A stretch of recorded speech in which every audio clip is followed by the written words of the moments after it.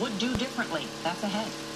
Meanwhile, Tropical Storm Hermine intensified overnight in the Gulf of Mexico and now could be the first hurricane to strike Florida in 11 years. The latest forecast shows that it's expected to hit northern Florida as a hurricane as soon as tonight, with winds nearing 75 miles an hour before it then moves up the east coast.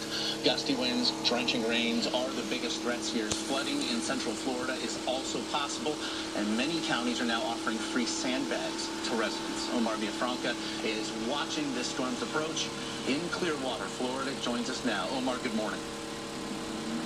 Good morning. There's actually a pause in the rain for now, but it is going to be back. Tropical Storm Hermine is more than 200 miles out in the Gulf, but we're already feeling its impact.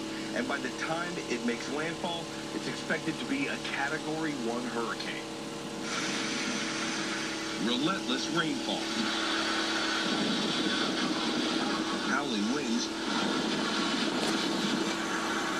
and rising waters pummeled Florida's Gulf Coast as outer bands from Tropical Storm Hermine push toward the Sunshine State. A little nervous, a little more than a little nervous. This is my parking lot. I don't think I can park there. Overnight in Sarasota, voluntary evacuations were underway.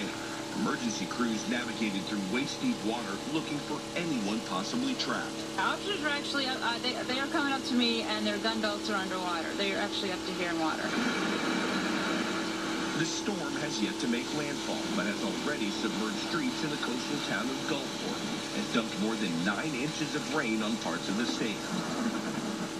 Governor Rick Scott has declared a state of emergency in more than 50 Florida counties. We have 8,000 members of our National Guard that are prepared to be mobilized, but you as an individual have to do your part. Have water, 3 days of water, 3 days of food. And if you think you might need to go to a shelter, know where shelter is. Schools here are closed today because they're expecting as much as 20 inches of rain. And to make matters more difficult, there could even be tornadoes here in Florida and in Georgia. DeMarco? A dangerous combination. Omar, thank you for that. Meteorologist Lizette Gonzalez of our Miami station WFOR is tracking the storm. She joins us now with the latest. Lizette, good morning. Good morning, DeMarco. Tropical Storm Hermine is strengthening in the Gulf of Mexico, moving north-northeast and forecast to become a hurricane before making landfall sometime later today, tonight along the North Florida coast and moving into southeast Georgia, likely weakening to a tropical storm as it rides up the Carolina coast. And then as we head into the weekend, we could see a depression or a remnant area of low pressure off the mid-Atlantic or northeast coast. Now, we're seeing hurricane warnings up for the Panhandle of Florida, also tropical storm warnings, watches in place for the Georgia-Carolina coast. Storm surge warning as well as some areas along the Big Bend, the Panhandle could see anywhere of that seawater rising up to 4 to 7 feet over ground. But the main concern, flooding, flash flooding, could see 5 to 10 inches up to 15 inches of rain for portions of the Panhandle and also central Florida. The threat for tornadoes as well, and really up and down the Atlantic seaboard. All eyes will have to be on Hermine for the potential for heavy rain, gusty winds, rip currents, and rough surf through the holiday weekend. Nora. All right, Lizette, thank you so much.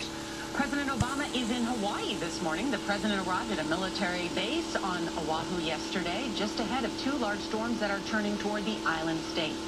Madeline, now downgraded to a tropical storm, prompted storm warnings on the Big Island and Maui. Wind gusts of up to 60 miles an hour are expected. Hurricane Lester is also barreling toward the islands and could make landfall this weekend. Meanwhile, the U.S. is rejecting claims